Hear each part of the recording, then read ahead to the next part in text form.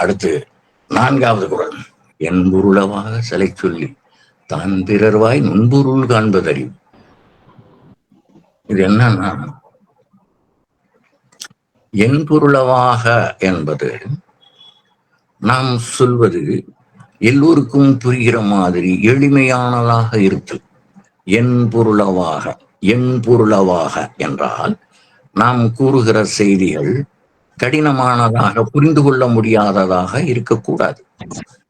அதை எளிமைப்படுத்தி மிக எளிமையாக அதை கூற வேண்டும் என்பதற்காக என்பொருளவாக செலை சொல்லி என்றால் அவர்களுடைய உள்ளத்திலே பதியுமாறு என்று பொருள். செலை சொல்லி நுண்பொருள் காண்பது அறிவு. தான் என்பொருளவாக செலை சொல்லி பிறர்வாய் நுண்பொருள் காண்பது அறிவு. பிறர்வாய் என்றால் கடினமாக சொல்லுகின்றவற்றை நாம் உட்கொண்டு அதை எளிமைப்படுத்தி சொல்ல வேண்டும் என்பது கருத்து. உங்களுக்கு எல்லோருக்கும் புரிகிற மாதிரி ஒரு எடுத்துக்காட்டு சொல்லுகிறேன் பாருங்க. தொல்காப்பியத்திற்கு சொல்லதிகாரத்திற்கு மட்டும் இந்த சேனாவரையர் எழுதிய உரை கிடைத்திருக்கிறது.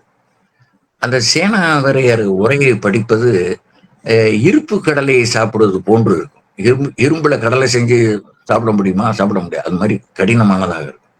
அதை படிக்க வேண்டுமானால், அதை எளிமையாக புரிந்து கொள்ள வேண்டுமானால் இளம்பூர்ணருடைய உரையை படித்தால் அது என்பொருளவாக சிலை சொல்லி எளிமையானதாக இருக்கும். இது நயமானது, அதில் ஒன்றும் ஐயமில்லை.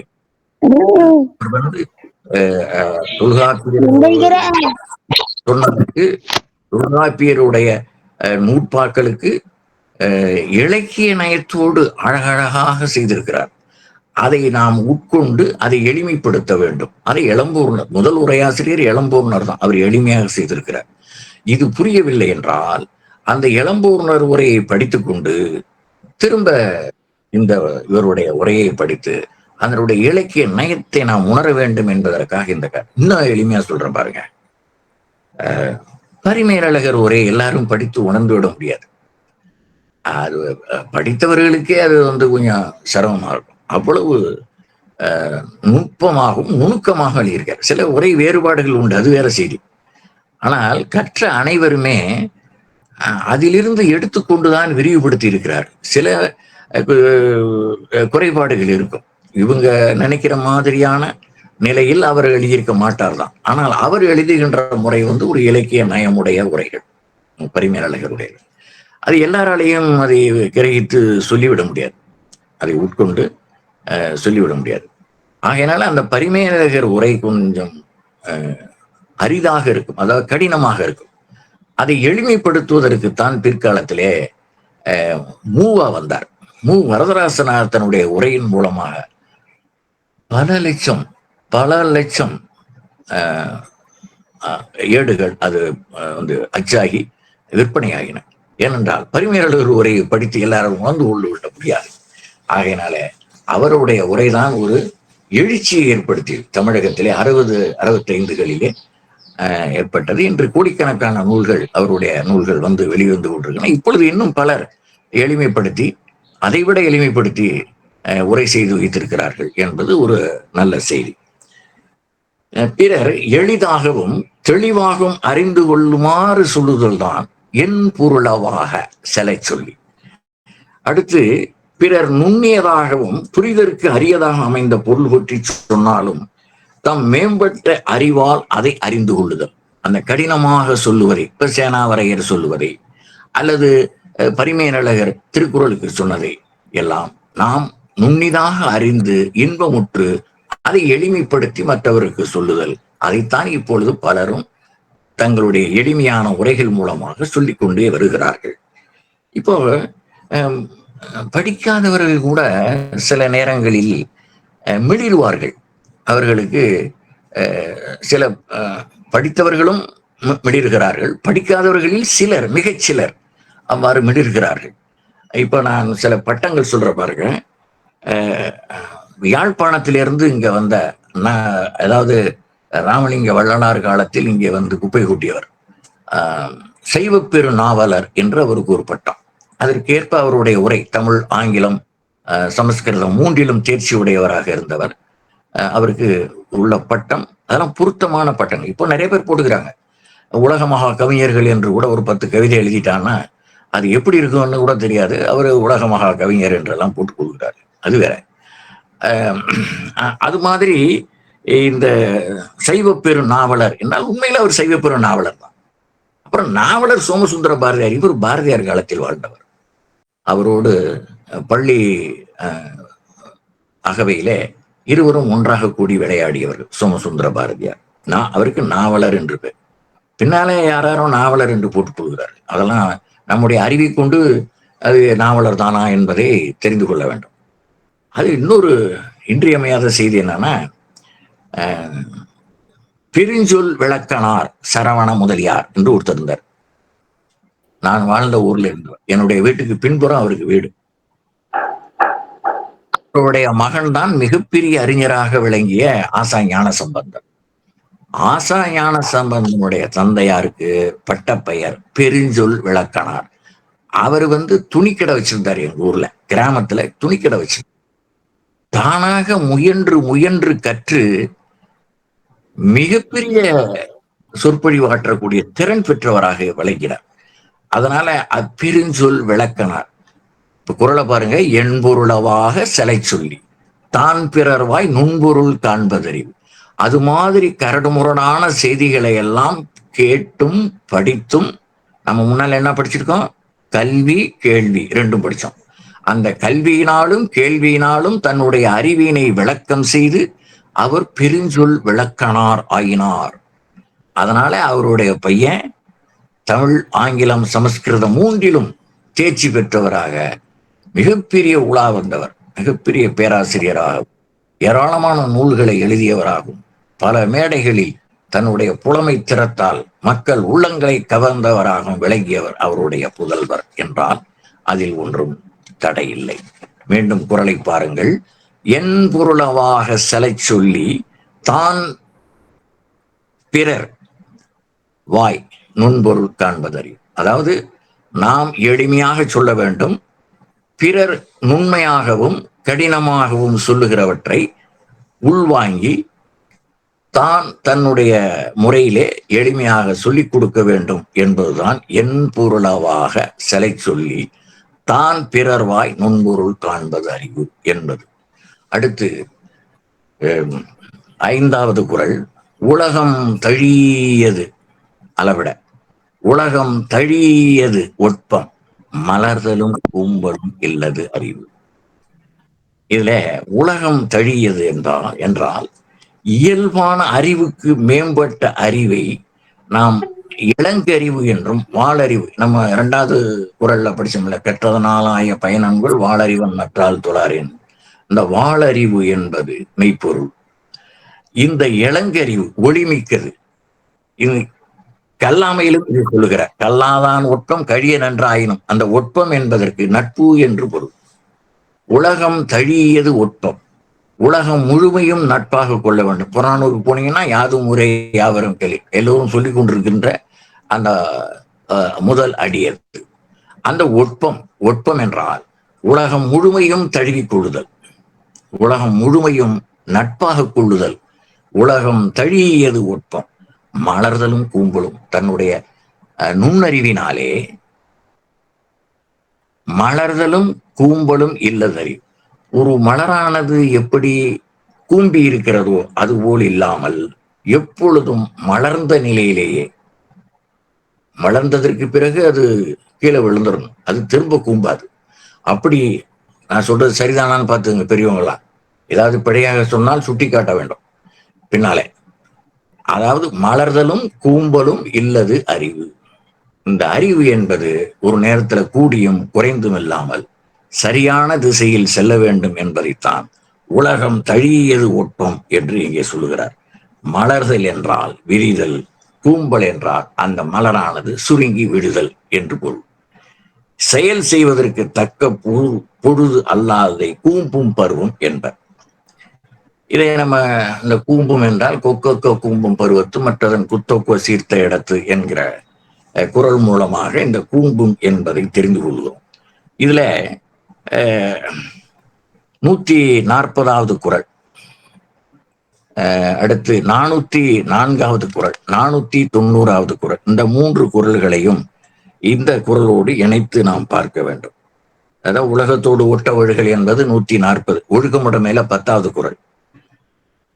அடுத்து 404 கல்லாதான் ஒட்பம் கழிய நன்றாயினும், இந்த ஒட்பம் என்கிற சொல் அங்கே வருகிறது என்பதை நாம் பார்க்க வேண்டும். அடுத்து 490வது குறள், அதான் கொக்கும் கூம்பும் பருவத்து மற்றதன் குத்தொக்கு சீர்த்த விடத்து என்பதை இணைத்து பார்க்க வேண்டும். உயர்ந்தோர் ஒழுகும் வகை அறிந்து அவர்கள் வழியில் நடப்பதே அறிவுடைமை ஆகும். அதற்கு மாறியோ மீறியோ நடப்பது அறிவுடைமை ஆகாது என்பதை சொல்வதுதான் உலகம் தழியது ஒட்பம் மலர்தலும் கூம்பலும் இல்லது அறிவு என்கிற குறள். அடுத்து இன்று எவ்வது உறைவது உலகம் உலகத்தோடு அவ்வது உறைவது அறிவு என்கிற குறளை பார்க்கிறோம். அறிவு உலகம் எவ்வது உறைவது உலகத்தோடு அவ்வது உறைவது. உலகம் எப்படி செல்கிறது? அறிவுபூர்வமாக செல்வதோடு செல்ல வேண்டும். உலகத்தோடு ஒட்ட ஒழுகல் என்று சொன்னால் அறிவுபூர்வமற்ற வழியில் மக்கள் செல்கிறார்கள் என்றால் அந்த வழியில் செல்லுதல் தவறு. இங்கே எவ்வது உறைவது உலகம் என்று சொன்னால் அது நாம் செல்லுகிற வழி சரியான வழியா, அந்த வழியை நெறிப்படுத்தி அதன் வழி செல்வது அறிவு என்று சொல்வதுதான் இந்த குறள். பெருமக்களின் வாழ்வு முறைப்படி தம் வாழ்வியலை அமைத்து கொண்டு வாழ்வதாம். கால இடச்சூழல்களுக்கு ஏற்ப நீக்குவ நீக்கி ஆக்குவ ஆக்கி புதுக்கும் புதுக்கி வாழ்வு சிறக்க வழிகாட்டுபவர் நெறி அகுது என்பதனாலே தொல்காப்பியர் காலத்து களவு வழி காதல் மிக்கிருந்து அறம் காத்து அவ்வறம் தவறாது மனம் கொண்டு வாழ்ந்தனர் என்பதை இங்கிற்கு எடுத்துக்காட்டாக உரையாசிரியர்கள் சொல்லுகிறார். பழங்காலத்திலேயே எப்படி முன்னோர்கள் வாழ்ந்து காட்டினார்களோ அந்த வழியில் வாழ வேண்டும் என்பது. இதற்கு 4 நெறிகளை சொல்லுகிறார். காதல் அறம் ஒருபால் ஏற்கப்படாவிட்டால் அதற்கு மடலேறுதல் என்று ஒன்று இருந்தது. பனங்கருக்கிலே தன்னுடைய உடம்பு புண்ணாகிற மாதிரி தன்னை வருத்தி கொள்வான். நான் இந்த குழந்தைகள்லாம் இருப்பதனாலே கொஞ்சம் அப்படி மேலோட்டமாக இந்த பகுதிகளை நான் கடந்து செல்கிறேன். களவு வழி காதல் மிக்கிருந்து அறம் காத்து அவ்வறம் தவறாது மனம் கொண்டு வாழ்ந்தனர். இது 2வது கருத்து. 3வதாக சான்றோர்களை நாடுதல். நாங்கள் இருவரும் விரும்புகிறோம், எங்களை வாழ்வு கொடுங்கள் என்று அவர்கள் முறையிட்டு அவர்கள் பெற்றோர்களிடம் பேசி முடித்து வைப்பார்கள். இதெல்லாம் பண்பாட்டு நெறியிலே வாழ கற்றுக்கொள்ள வேண்டும் என்பதற்காக. அடுத்து 4வதாக எதுவுமே முடியலைங்கிற போது ஒருவருக்கு ஒருவர் விரும்பி சென்று விடுவார். இதை பழங்காலத்துல உடன்போக்கு என்று சொன்னார்கள். இந்த வாழ்வியல் முறையை சரியாக கடைபிடிக்க வேண்டும் என்பதற்காகத்தான் எவ்வது உறைவது உலகம் உலகத்தோடு அவ்வது உறைவது அறிவு என்று அறிவுபூர்வமாக சிந்தித்து இந்த செயல்பாடுகளை, அது 4வதாக அந்த செயல்பாடு இருக்க வேண்டும். மனிதனுக்கு இயல்பாக உள்ளது இந்த காதல். காதல் என்றால் தூய அன்பு என்று பொருள். அந்த தூய அன்பு இருந்தால்தான் இதெல்லாம் நிகழும். தூய அன்பு இல்லாமல் கண்டதே காட்சி கொண்டதே கோலம் என்ற மோகம் என்று இருந்தால் அது தவறான வழி நடத்தும் என்பதனாலே இருமண பெண்டிரும் கள்ளும் கவரும் திருநீக்கப்பட்டார் தொடர்பு என்று இந்த 920வது குறளை இதோடு சேர்த்து கொள்ள வேண்டும். அதாவது வரைவின் மகளிரோட நிலையை இதோடு சொல்ல வேண்டும். புலால் மறுத்தல், கொல்லாமை, கல்லுண்ணாமை போன்றவற்றை திருவள்ளுவர் எந்த அளவுக்கு வலியுறுத்துகிறார் என்பதற்காக எவ்வது உறைவது உலகம் உலகத்தோடு அவ்வது உறைவது அறிவு. அதாவது மொழி இன பண்பாடுகள் சிதையுமாறு தனி இன நலன்கள் ஒழிக்கப்பட வேண்டும். இந்த நிலையிலும் வள்ளுவர் வாழ்வியல் முறையை கட்டி காக்கும் அரணாக திருவள்ளுவம் திகழ்கிறது என்பதுதான் இந்த குறளினுடைய உயர்ந்த கருத்து. உயர்ந்தோர் எவ்வாறு ஒழுகினார்களோ ஒழுகுகின்றார்களோ அவ்வாறே அவரோடு பொருந்தி ஒழுகுதல் தான் அறிவுடைமை என்பதை இந்த குறள் மூலமாக, எவ்வது உறைவது உலகம், உலகத்தோடு அவ்வது உறைவது அறிவு. இந்த அறிவு என்கிற கடைசி சீரை முதலிலே போட்டு அறிவு உலகம் எவ்வது உறைவு, உலகத்தோடு அவ்வது உறைவது என்று மாற்றினால் குறளுக்குள்ளேயே பொருள் வருகிறது. அடுத்து 7ஆம் குறள். அறிவுடையார் ஆவது அறிவார், அறிவிலார் அகுதறிகல்லாதவர். இது நோம்பு பாருங்க. அறிவுடையார் ஆவது அறிவார், அறிவிலார் அகுதறிகல்லாதவர். இதை அந்த பொருள் நோம்பை மிக எளிமையாக அந்த பொருள் வருகிறது பாருங்க. ஆவது அறிவார் அறிவுடையார், ஆவது அறிவார் அறிவுடையார், அகுதறி கல்லாதவர் அறிவிலார் என்றால், இப்படி செய்தால் என்ன நிகழும் என்பதை அறிவுடையார் சிந்தித்து செயல்படுவார்கள். அதான் அறிவுடையார் ஆவதறிவார், ஆவதறிவார் அறிவுடையார். ஆவதறிவார்னா பின்னால என்ன நடக்கும், இப்படி செய்தால் என்ன நடக்கும், அப்படி செய்தால் என்ன நடக்கும் என்பதை அறிவுடையோர்கள் சிந்தித்து செயல்படுவார்கள்.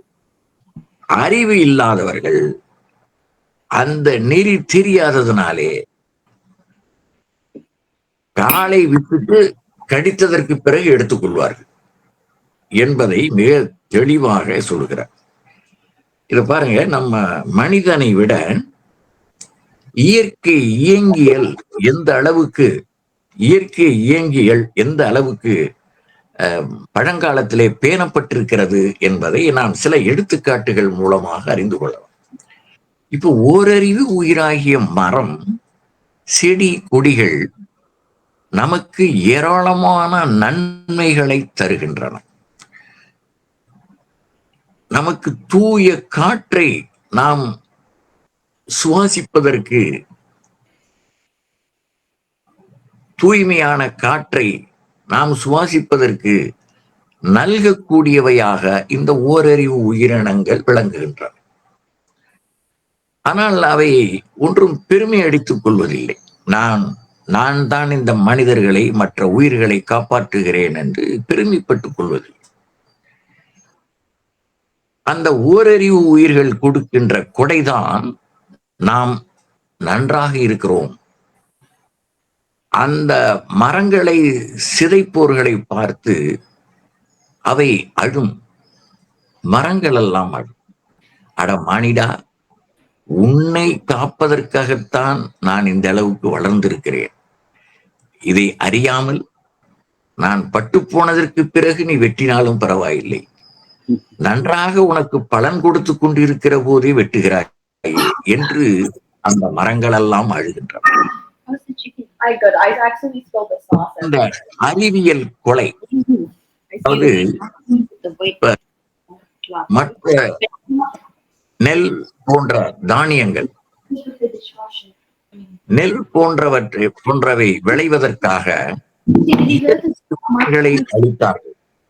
பின்னாலே எந்த அளவுக்கு இயற்கை நமக்கு உதவி செய்கிறது என்பதை நம்முடைய இலக்கண நூலார் சொல்லுகிறார்.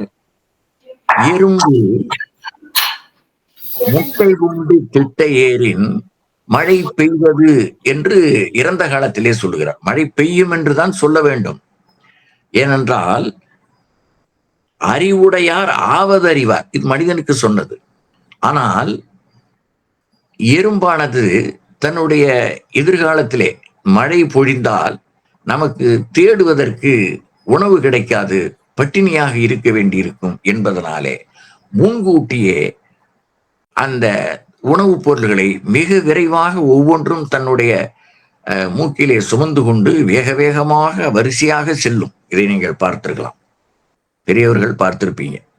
இதை இலக்கண நூலார் எறும்பு முட்டை கொண்டு திட்ட ஏறின் மழை பெய்தது என்று சொல்லுகிறார். அப்படி என்றால் பெய்யும் என்று சொல்ல வேண்டும். எறும்பு போவது பெய்யும் என்று.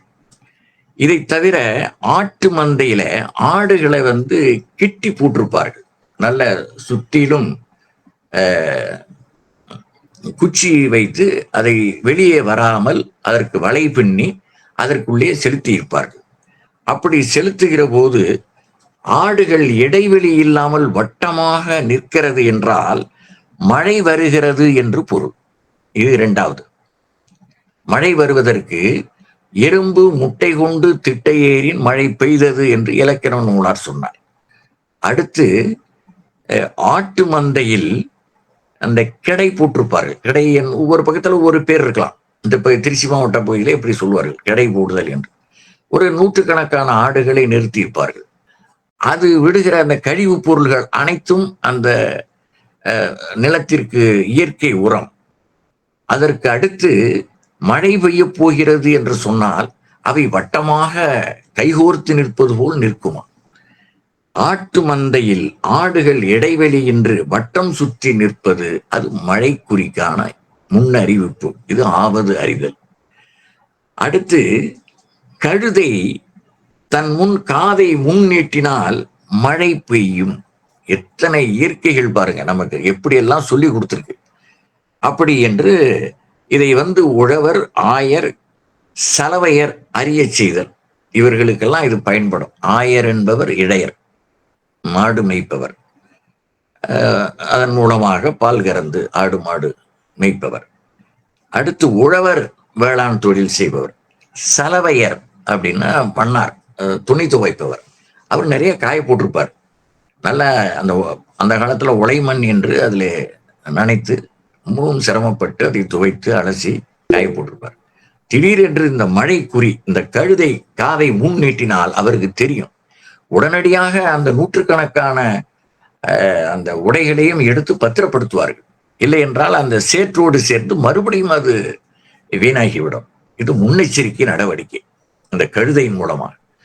நான்காவதாக ஒன்று, நீங்கள் எல்லாம் அறிந்த பாடல், திரிகூடராச கவிராயர் குற்றாலக்குறவஞ்சியிலே சொல்லுகிற செய்தி. சேற்று நன்று சேற்றை கிள்ளி ஏற்றடைத்தால் அது மழை குறி. அந்த பாடல் உங்களுக்கு எல்லாத்துக்கும் தெரியும். ஆற்று வெள்ளம் நாளை வர தோற்றுதே குறி, மலை ஆழ மின்னல் ஈழ மின்னல் சூட மின்னுதே, நேற்றும் இன்றும் கொம்பு சுற்றி காட்டடைக்கிறே, கேணி நீர்ப்படு சுரித்தவளை கூப்பிடுகிறே, கூப்பிடும். அப்ப மழை பெய்ய போகுதுன்னு பொருள் ஒன்று. அடுத்து சேற்று நன்று சேற்றில் வளை ஏற்றடைக்கிறே. இந்த உதாரணமாக எடுத்துக்கொள்ளணும். எடுத்துக்காட்டாக, சேற்று நன்று சேற்றில் வளை ஏற்றடைக்கிறே, மழை பெய்தால் துன்பப்படும் அந்த சேற்றுக்குள்ளே மாட்டிக்கொண்டு என்பதனாலே அது ஒரு மழை குறி. இதையெல்லாம் கவனமாக கேட்டு நாம் இந்த ஓரறிவு முதல் ஐயறிவு வரை உடைய இவற்றிற்கே இந்த இயற்கையினுடைய கோளாறுகள் தெரிகிறது என்கிற போது நாம் மனிதன் அறிந்து கொள்ளாமல் இருப்பது ஏனோ என்பதுதான் இங்கே ஒரு கேள்விக்குறி.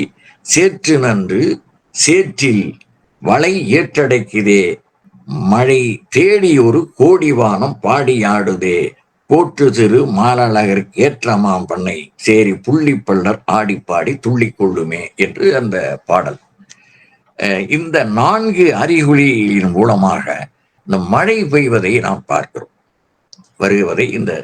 இது இல்லாமல் ஒரு எரிமலை கக்கப் போகிறது என்று சொன்னால், எரிமலை வெடித்து சிதறப்போகிறது என்கிற போது கீரி, அணில், கீரி, அணில், பாம்பு முதலியவை முன்னறிவிப்போடு இடம் பெயர்கின்றன.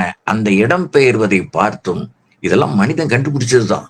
இதுல இருந்து இந்த இயற்கை அடிப்படையில இந்த ஓரறிவு முதலாக ஐயறிவு உடைய விலங்கினங்கள் எல்லாம் நமக்கு எவ்வாறு உதவுகின்றன என்பதை மனிதன் தான் கண்டுபிடித்தான். ஆனால் மனிதர்களிலேயே பலர் இதை அறியாமல் இருக்கிறார்கள் என்பதனாலே தான் இதை சொல்லுகிறார். அடுத்து ஆழிப்பேரலை, நிலநடுக்கம் இவற்றை அறியும் விலங்குகளும் இருக்கின்றன.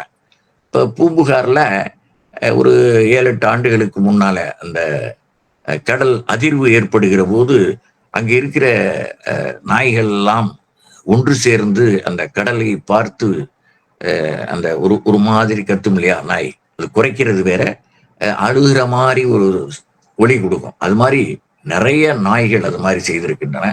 பூனைகள் அங்கும் எங்கும் ஓடி ஆடி இருக்கின்றன.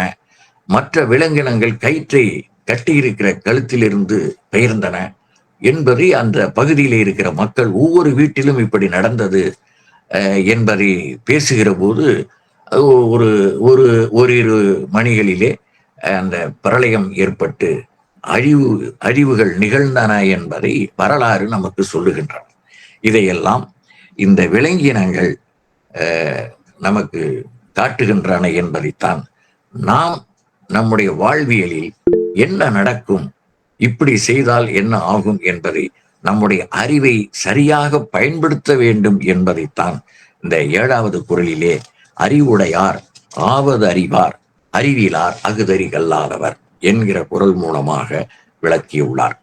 அடுத்து 8வது குறள். அஞ்சுவது அஞ்சாமை பேதைமை, அஞ்சுவது அஞ்சல் அறிவார் தொழில்.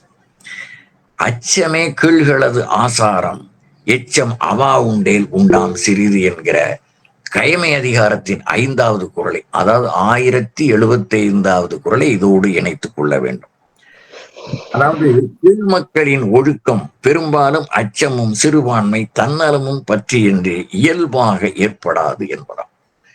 அந்த கீழ்மக்கள் என்ன செய்வார்கள் என்றால் தன்னை பற்றி மட்டுமே சிந்திப்பார்கள், வேறு எந்த விதமான சிந்தனையும் இல்லாதவர்களாக இருப்பார்கள். அதனாலதான் அச்சமே கீழ்களது ஆசாரம், எச்சம் அவா உண்டேல் உண்டாம் சிறிது என்கிற குறள் மூலமாக விளக்குகிறார். அஞ்சுவது அஞ்சாமை பேதைமை, பேதமை என்னாமல் பேதைமை என்று படிக்க வேண்டும். அஞ்சுவது அஞ்சல் அறிவார் தொழில். எதற்கு அஞ்ச வேண்டுமோ அதற்கு அஞ்ச வேண்டும்,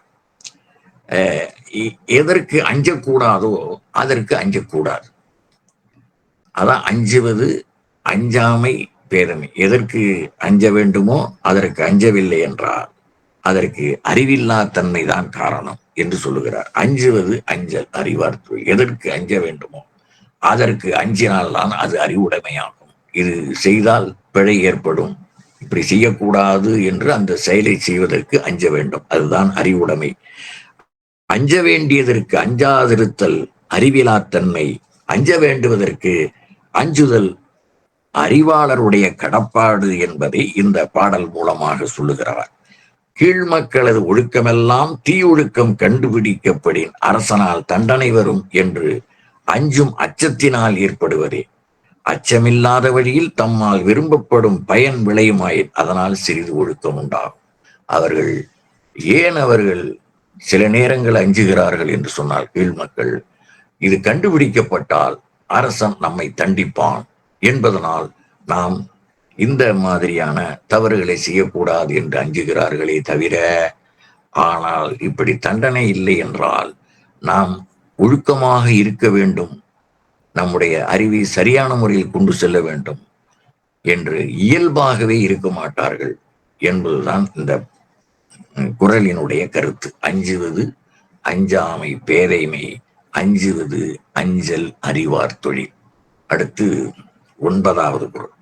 எதிரதா காக்கும் அறிவினார்க்கு இல்லை அதிர வருவதோர் நோய். அதிர வருவதோர் நோய் இல்லை எதிரதா காக்கும் அறிவினார்க்கு. யாருக்கு அதிர வருகிற நோய் இல்லை என்று சொன்னால்,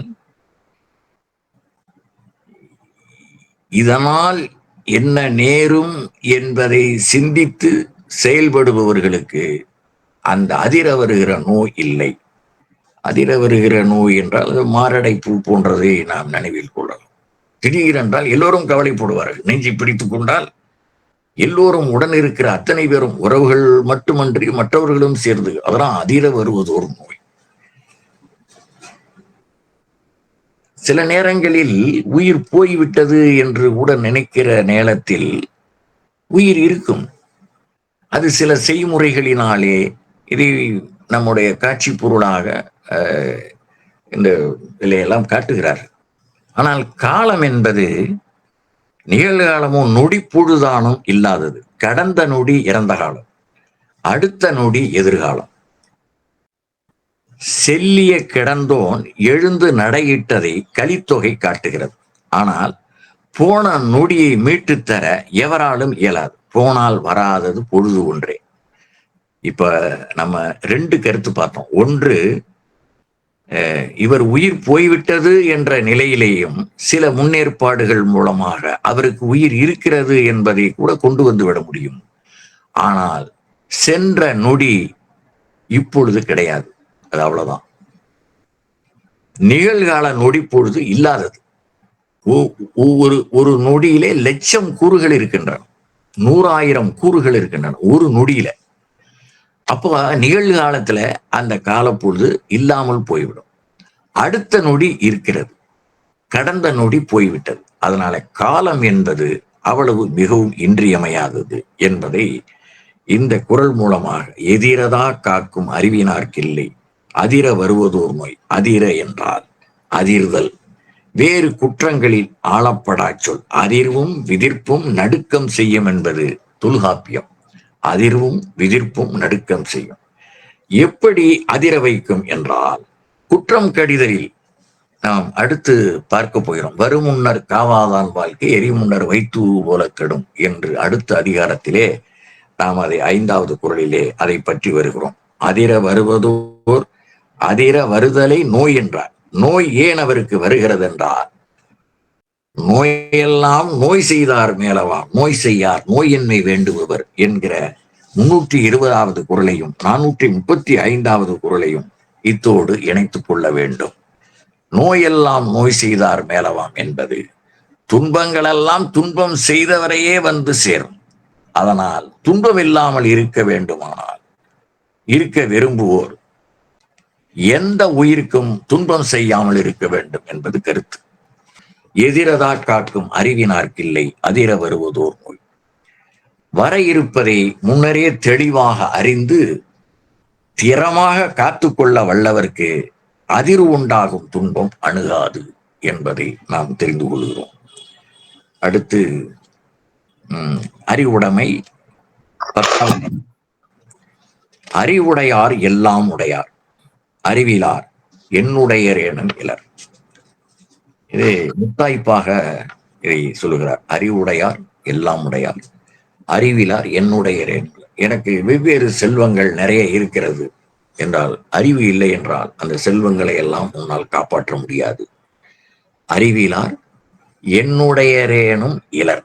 எத்தகைய செல்வங்களை எல்லாம் நீ பெற்றிருந்தாயானாலும் உன்னால் அவற்றையெல்லாம் காப்பாற்ற இயலாது. அப்ப என்ன பண்ணணும்? அறிவுடையவனாக விளங்க வேண்டும். அதற்குத்தான் நீ பெரியோர்களை துணையாக கொள்ள வேண்டும் என்பதை 45 படிப்போம். திருவள்ளுவர் கூறிய 10 உடைமைகளையும் பொருளுடைமை என்பதையும் சேர்த்து கொண்டாலும் எல்லா உடைமைகளுக்கும் அடி மனையாக இருப்பது அறிவுடைமை. நான் இவற்றிற்கெல்லாம் 10 உடைமைகளுக்கும் தலைமையானது அன்புடைமை என்றும் உங்களுக்கு சொல்லி இருக்கிறேன். அது திருவள்ளுவர் சொன்னதுதான். இங்கே 10 உடைமைகளுக்கும் அடிமனையாக பவுண்டேஷனாக இருப்பது அறிவுடைமைதான். இவற்றையெல்லாம் கொண்டு சேர்த்து தலைமையிடத்தில் இருப்பது அன்புடைமை என்பதை நாம் கொள்ள வேண்டும். எல்லா உடைமைகளையும் உடையவர் என்பவர் அறிவுடையவரே. அறிவில்லாதவர் எவ்வளவு உடைமைகளை கொண்டிருப்பினும் எவ்வுடைமையும் இல்லாதவரே ஆவார் என்பதை இந்த குறள் மூலமாக சொல்லுகிறார். இதற்கு 422வது குறள் இங்க சொல்லப்பட்ட 2வது குறள் இந்த அதிகாரத்திலே. அடுத்தது அறிவினான் ஆகுவது உண்டோ என்று சொல்லப்படுகிற 315வது குறள், என்ன செய்யாமையில வருகிற 5வது குறளையும் சேர்த்து அறிவு என்றால் ஆக்கமும் நிறைவும் இன்பமும் ஒப்புரவும் முதலாம் உயர்வுடைய நல்லறிவே என்று சொல்லப்படுகிறது. கேடும் துன்பமும் பிணக்கும் பிளவும் போரும் பகையும் ஆக்கும் கீழ்மை அறிவன்று, ஏனெனில் எந்த ஒன்றும் இருநிலப்பட்டவையே என்பது 374வது குறளிலே இருவேறு உலகத்து இயற்கை திருவேறு தெல்லியராதலும் வேறு என்கிற குறள் மூலமாக நாம் அறிந்து கொள்ள முடியும். அது ஊழ் அதிகாரத்தில் 4வது குறள் என்பதை நாம் முன்னே உணரலாம். அறிவுடையார் எல்லாம் உடையார், அறிவிலார் என்னுடையரேனும் இலர் என்பதோடு இந்த 10 குறள்களும் நிறைவடைகிறது. இந்த அறிவுடைமை அதிகாரத்தில் உள்ள 10 குறள்களையும் தெளிவாக மாணவர்கள் படித்து பயன்பெற வேண்டும்.